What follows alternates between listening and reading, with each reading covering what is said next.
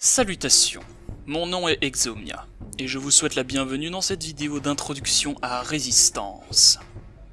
Qu'est-ce que Résistance, me direz-vous? Chaque chose en son temps. Déjà pour commencer, connaissez-vous le principe d'un jeu de rôle papier? Certainement si vous êtes d'ici. Sinon, une myriade d'autres vidéos sur YouTube se chargeront de vous expliquer en détail les principes et les subtilités de notre art, bien mieux que moi. Résistance est donc un univers de jeux de rôle papier dont je suis le créateur et que j'organise dans le cadre de l'association Onirique, dont vous êtes sur la chaîne présente. Oui, mais quel jeu de rôle? Quel est le ton de cet univers? Quels sont les enjeux? À quoi pouvons-nous nous attendre? Eh bien, à tout en fait. Résistance prend lieu dans notre monde dans un futur relativement proche, non daté. La course à l'économie et à la technologie a pris une tournure dramatique dans notre futur. Rapidement, les grandes instances se tournèrent vers le filon ténébreux et encore inexploré de notre planète, les profondeurs intraterriennes. Dans le plus grand des secrets, un consortium dont le nom importe peu ici, réunit des ressources et des technologies dans le grand nord du Canada afin de percer la croûte terrestre aussi profondément que possible.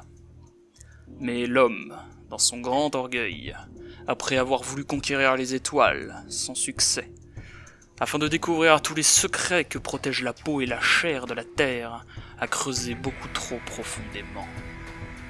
Rapidement, sur toute la surface du globe, on scande le retour du 4e cavalier.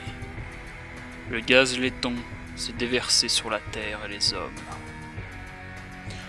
Voulant sauvegarder les intérêts de l'humanité, mais surtout les siens, la Anvil Institute mit en place un projet visant à débarrasser le monde de ce mal tueur, destructeur et coûteux. Le projet visant à constituer 3 substances, 3 composantes d'un remède afin de purger la planète du fléau qu'est l'Atrophéus, la maladie dont le gaz laiton est l'origine. Décennie après décennie, alors que la planète est dans le chaos le plus total, le projet 1230, qui réunit les esprits scientifiques les plus brillants de cette époque, arrive à son terme. Le vecteur C, 3e composante du grand remède, dernière et indispensable, est alors commercialisé. Les peuples se rassemblent, fêtant en chœur la libération et la sauvegarde de leur espèce. Mais savaient-ils seulement que leur cauchemar ne faisait à peine que commencer?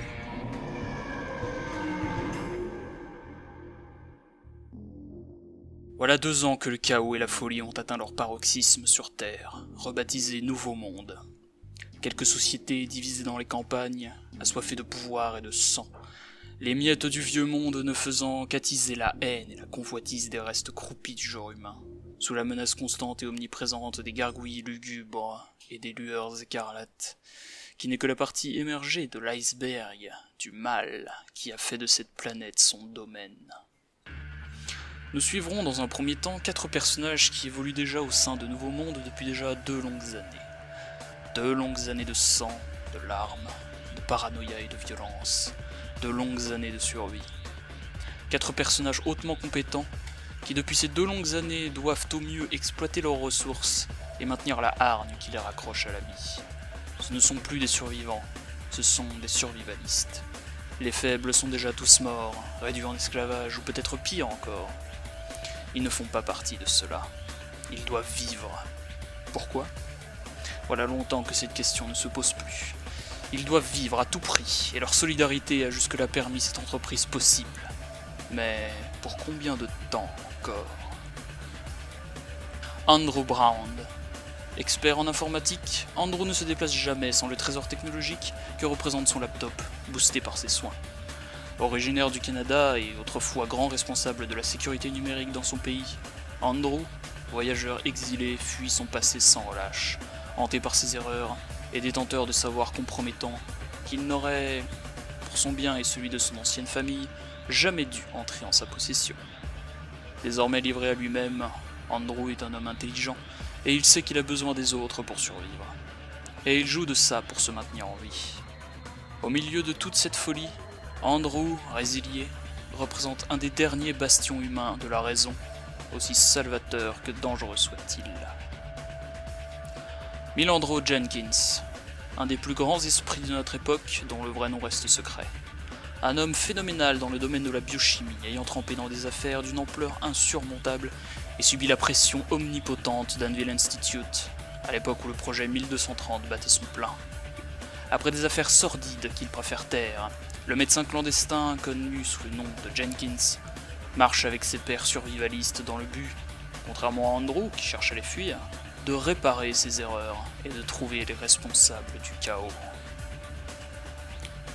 John Nera.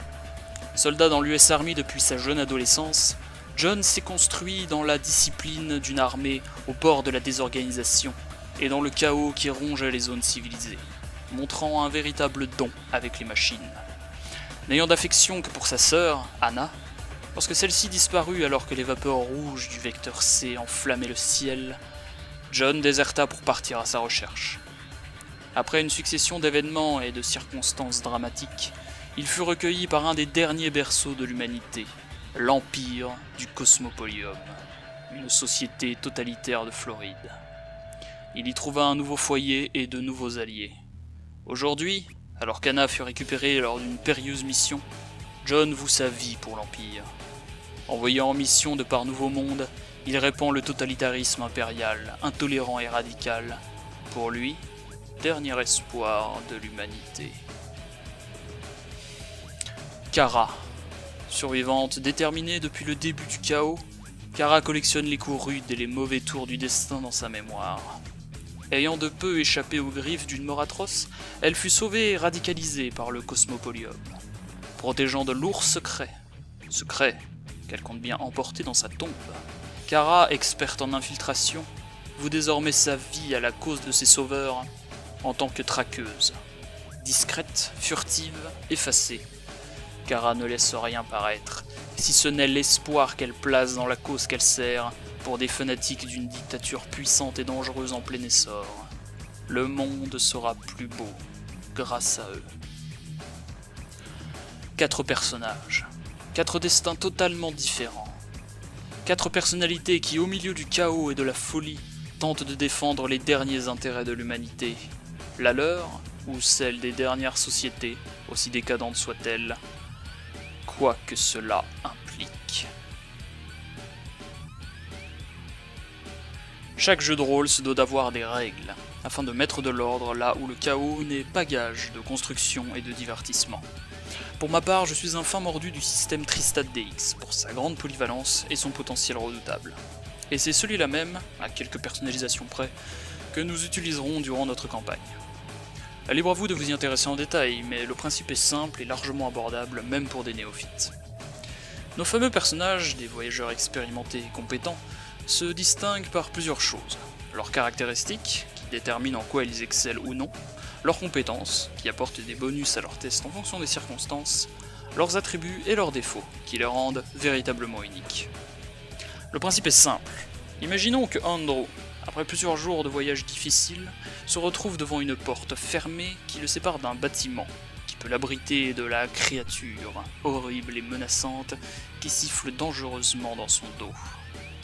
Pour forcer la porte, Andrew devra utiliser sa caractéristique de corps, relative à la force, l'endurance, la rapidité, etc. Pescador, le joueur contrôlant Andrew, lance alors 2d6. Le résultat devra être égal ou inférieur à son score de corps, afin que le test soit considéré comme un succès. Andrew va donc subir un test de corps pour forcer la porte, mais comme il est fatigué par ses jours d'errance et que la porte est solide, il va donc subir un malus sur son test. Ici, un malus de -2. Son score de corps étant de 4, il devra donc obligatoirement faire un 2 afin de forcer la porte. Un 2 entraîne une réussite critique, une réussite particulière apportant plus d'effets bénéfiques, alors qu'un 12, au contraire, entraîne un échec critique. Le reste des règles, notamment pour les combats, ne sont pas très compliquées et reposent sur le même principe. Vous n'êtes pas obligé de lire les quelques 130 pages du livre des règles pour comprendre ce qu'il se passe durant nos parties, même si je vous encourage à le faire, car cela pourrait vous donner de nombreuses idées ainsi qu'un système solide que je vous recommande chaudement pour vos propres parties. Je vous souhaite un bon visionnage et de bien vous amuser en suivant nos aventures épiques dans l'univers de Résistance.